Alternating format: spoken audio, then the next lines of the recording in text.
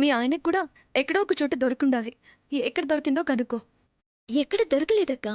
మొన్న ఆయన మందు తాగి నాన్న దగ్గరికెళ్ళి గొడవ పడ్డారు. అప్పుడు నేను వెళ్ళి తిరిగి తీసుకొస్తుంటే ఆయన జేబులోంచి తీసిచ్చారు. అంటే ఆ మందర నా దగ్గర నుంచి ఈ హారం తీసుకుందన్నమాట. దైవం అక్కడి నుంచి తెచ్చినట్టున్నాడు. పోనీలే, చివరికి ఎక్కడికి చేరాలో అక్కడికి చేరింది. ఎందుకక్కా ఈ హారం గురించి ప్రత్యేకంగా అడుగుతున్నావు?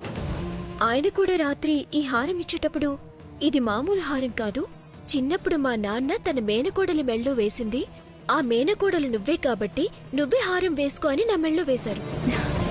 నిజం తెలియకపోయినా నిజమే చెప్పాడు. నువ్వే అసలైన మేనకోడలి వైదేహి. ఈ హారం నీదే. ఆయనేదో మత్తులో ఉండి చెప్పారా, లేదంటే నిజంగానే మేనకోడల్దా? జానకి మేనకోడలయ్యే ఛాన్సే లేదురా. అసలు మేనకోడలెవరో నాకు తెలుసు. ఎవరు మేడం? వైదేహి వైదేహి వైదేహి. ఆ అనాథ దొరికినప్పుడు దాని మెళ్ళో ఒక హారం ఉంది. నేనే ఆ అనాథ వైదేహి మెళ్ళో హారాన్ని కొట్టేశాను. మేనకోడలిదే అంటే నీదే.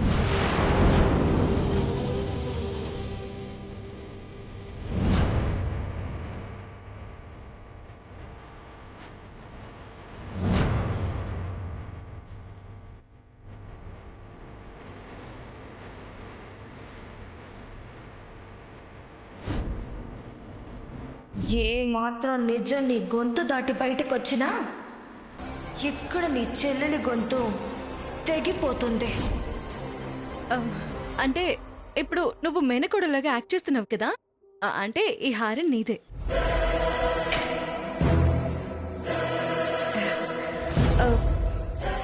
ఎందుకు ఏంటి అని అడగకుండా నేను ఒకటి చెప్తాను, వింటావా?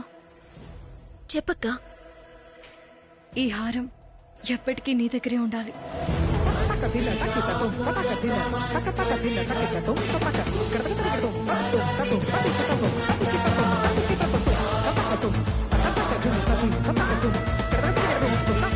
ఎట్టి పరిస్థితుల్లోనూ ఇది ఎవరికీ ఇవ్వకు.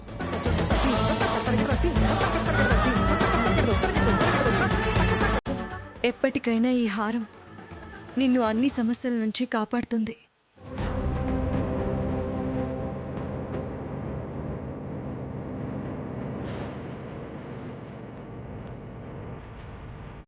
అర్థం కాలేదక్కా. ఎలాగా? అదే అడగొద్దని చెప్పాను కదా. నా మాట మీద నమ్మకం ఉంటే చెప్పింది చెయ్యి. అలాగే అక్కా. ఈ హారాన్ని ఎవ్వరికి ఇవ్వను.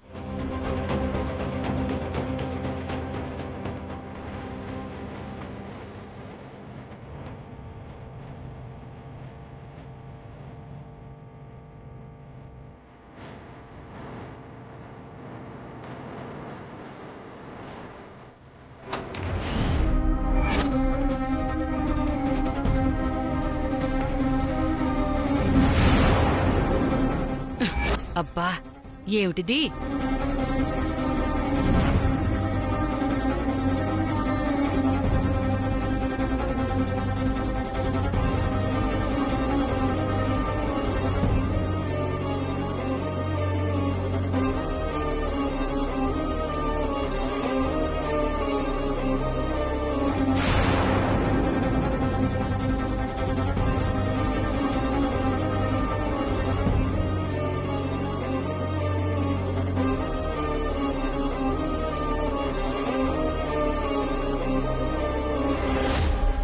నువ్వేంటిక్కడ?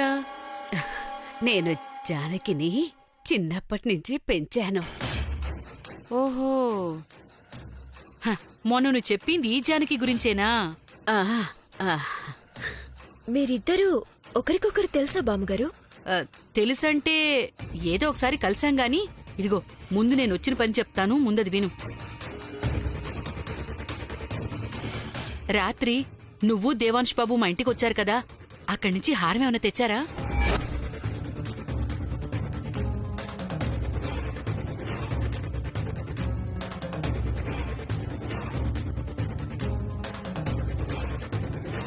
హారమా? అవునవును, హారమే.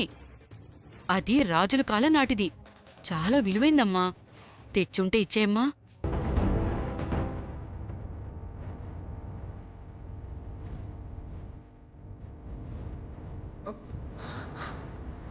చెప్పమ్మా, మీరేమన్నా తెచ్చారా? అది మా తాత ముత్తాతలు నాటిదమ్మా.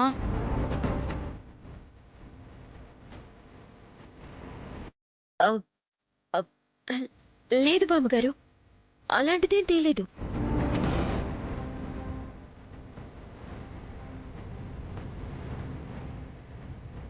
ఇదిగో, ఒకసారి అబ్బాయిని కూడా అడగమ్మా. అది నా ప్రాణం. తెచ్చుంటే ఇచ్చేయమని చెప్పమ్మా. ఆ, అలాగే బామ్మగారు. హా. మరి నేను వెళ్ళొస్తానమ్మా. ఇదిగో, నువ్వు హారం అడగడం మాత్రం మర్చిపోకు. తప్పకుండా అడుగు. ఆ, వస్తాను మరి. వస్తానమ్మా. ఉమ్. ఆ, ఆ.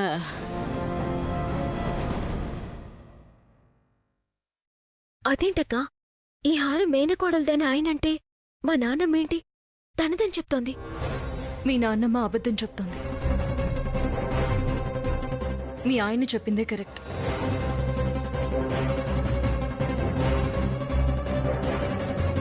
ఈ హారం ఈ ఇంటి మేనకోడలదే.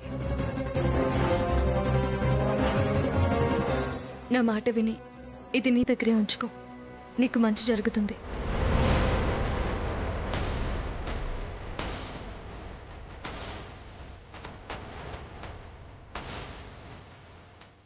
ఈలోగా నిజం చెప్పాలని చూసినా, పిచ్చి పిచ్చి వేషాలు వేయాలని చూసినా నీ చెల్లెల ప్రాణాలతో ఉండదు. జాగ్రత్త.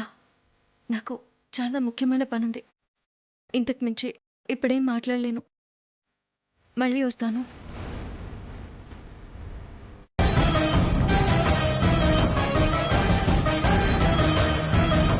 అక్కేదో దాస్తున్నట్టుంది. ఏమై ఉంటుంది?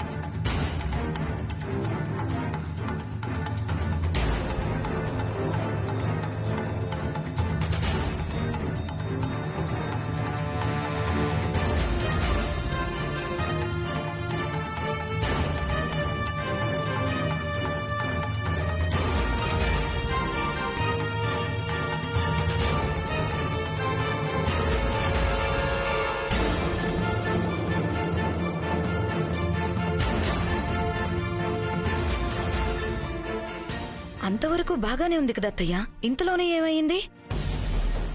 అదే అర్థం కావట్లేదు ఊర్మిళ. మనిషిలో కదలిక కూడా లేదు చూడు. ఏమవుతుందోనని భయంగా ఉంది. అమ్మగారు, మీరు ఇలా అద్దాల్లోంచి చూస్తే ఇలాగే భయపడతారు.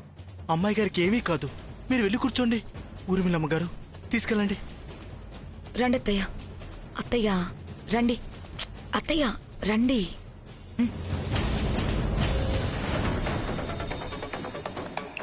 ఇక్కడే ఉన్న అద్దాల నుంచి లోపలికి చూస్తుంటే మన పని ఎలా జరుగుతుంది?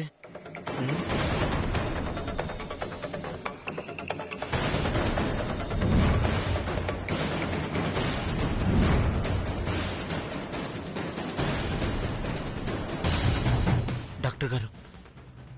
తెచ్చావా? తెచ్చాను డాక్టర్.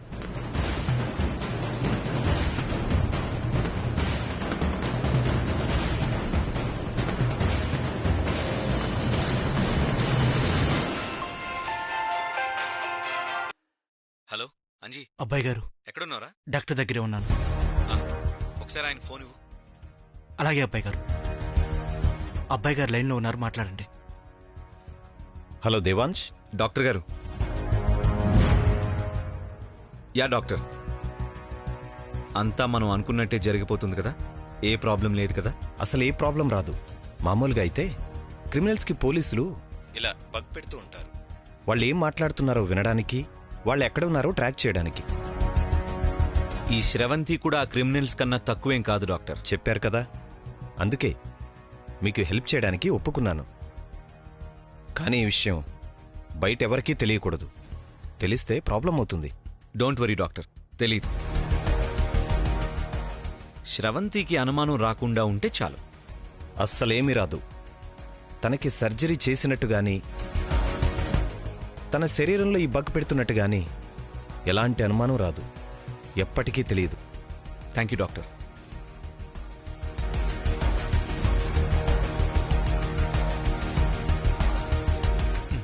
Okay doctor. ఓకే.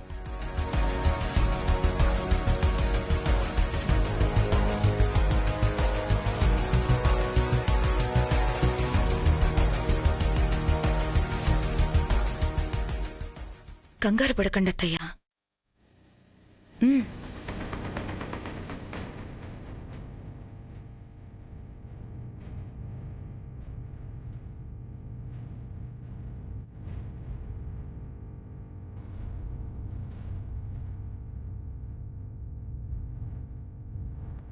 ఏమైందో ఏమో భయంగా ఉంది. ఏం భయం లేదత్తయ్యా, ఏమీ కాదు.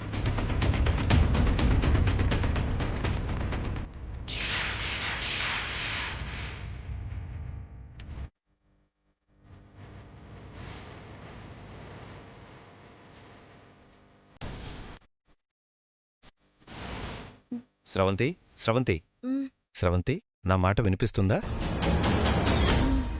ఇవేన్ని? 1 ఇవి 2 ఇవి 3. నర్స్, నర్స్, చెప్పండి డాక్టర్.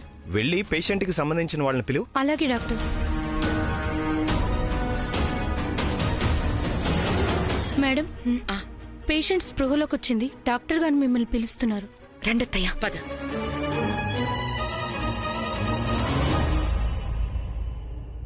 అమ్మా, ఎలా ఉంది? బాగుందత్తయ్య.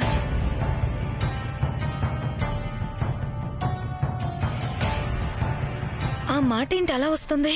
ట్రీట్మెంట్ అలాంటిది.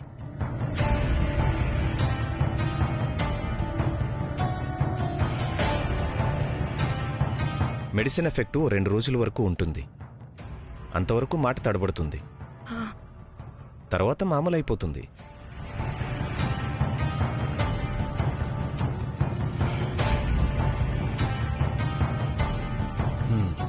చూసావా జానకి, ఇప్పుడు శ్రవంతి ఏం మాట్లాడినా, శ్రవంతి పక్కనున్న వాళ్ళు ఏం మాట్లాడినా మనకి తెలిసిపోతుంది. తను ఎక్కడుండేది కూడా ఇదిగో ఈ ట్రాకర్లో తెలిసిపోతుంది. బాగుంది బావా, చాలా బాగుంది.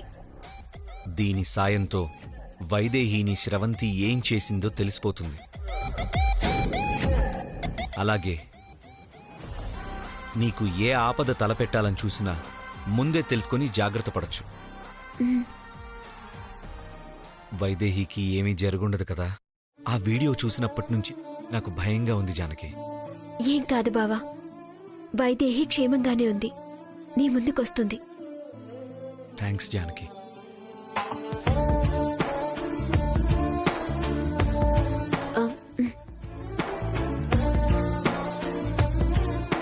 నేనెలాగో మీ దగ్గరే ఉన్నానండి. కానీ దానికన్నా ముందు నా తల్లిదండ్రుల వివరాలు స్రవంతి దగ్గర నుంచి రాబట్టాలి.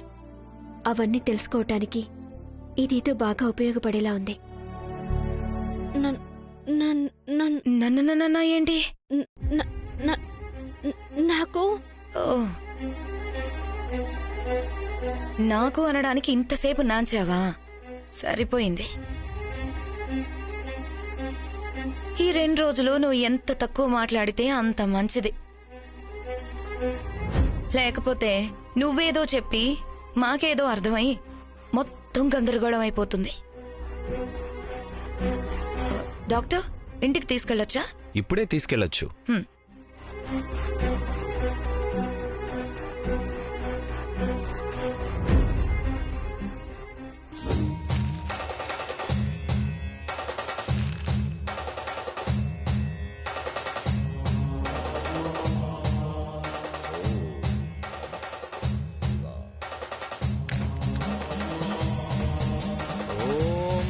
శివాయ ఓం నమ శివాయ ఓం నమ శివాయ ఓం నమ శివాయ. నమస్కారం గురువుగారు.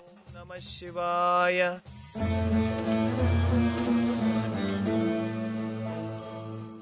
దైవ స్వరూపులు, మీకే ఇలాంటి పరిస్థితి వస్తుందని ఊహించలేదు గురువుగారు.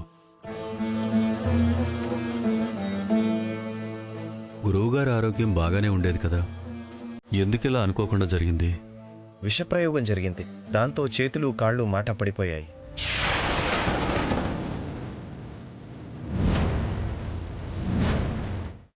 విషప్రయోగం. అందరి మేలు కోరుకునే గురువుగారికి శత్రువులెవరున్నారు?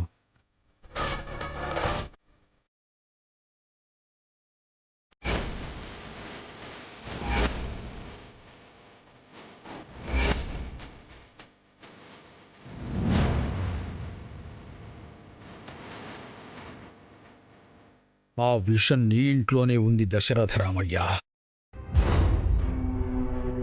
మా దేవాంశ్ మీద విషప్రయోగం జరిగింది. ఎవరో జానికి ప్రాణాలు తీయాలని చూశారు. ఇప్పుడు స్రవంతి అనుకోకుండా పడిపోయింది. ఎప్పుడు ఏం జరుగుతుందో తెలియడం లేదు గురువుగారు.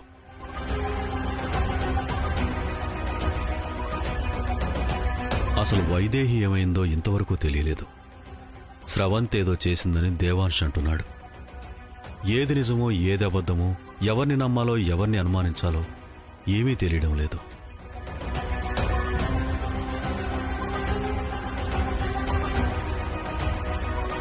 దేవాంశ్ పెళ్లి జరిగితే అన్ని సమస్యలు తీరిపోతాయన్నారు కదా, మళ్ళీ ఎందుకిలా జరుగుతోంది?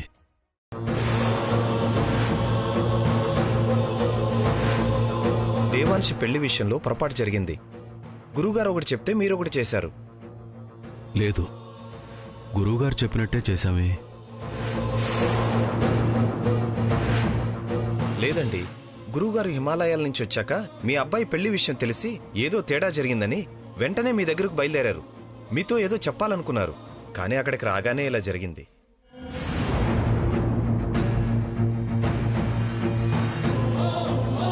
ఏం చెప్పాలనుకున్నారు గురువుగారు? మీరు మాట్లాడితే గాని మా సమస్యలకు పరిష్కారం దొరకదు.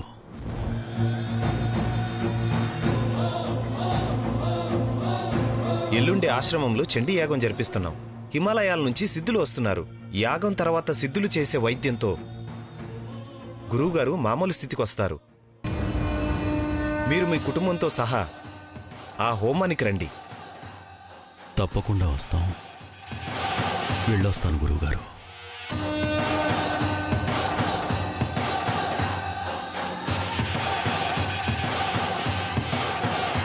అంత సులువుగా పరిష్కారమయ్యే సమస్య కాదు దశరథరామయ్య.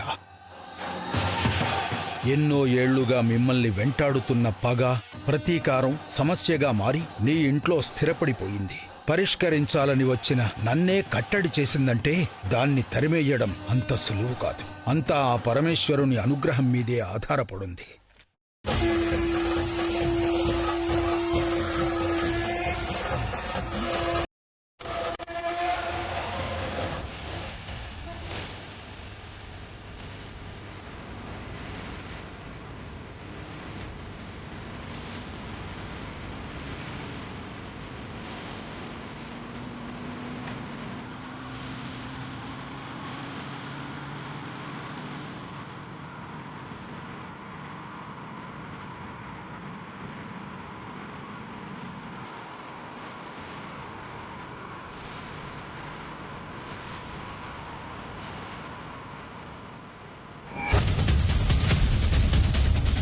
స్రవంతి, అయ్యో స్రవంతి!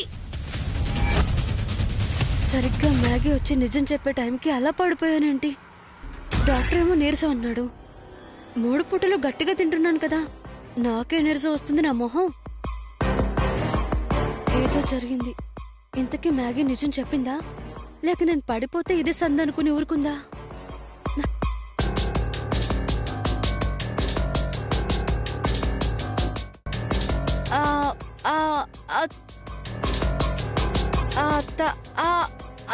ఏ ఏంటి ఎందుకు అంత కష్టపడుతున్నావు? 2 రోజులు సరిగ్గా మాట్లాడలేవని డాక్టర్ చెప్పారు కదా, కామ్గా ఉండు. అత్తయ్య చెప్పమ్మా. ఓహో అంటే అత్తయ్య గారే కదా అనుకున్నా. నేను ముందే అనుకున్నా.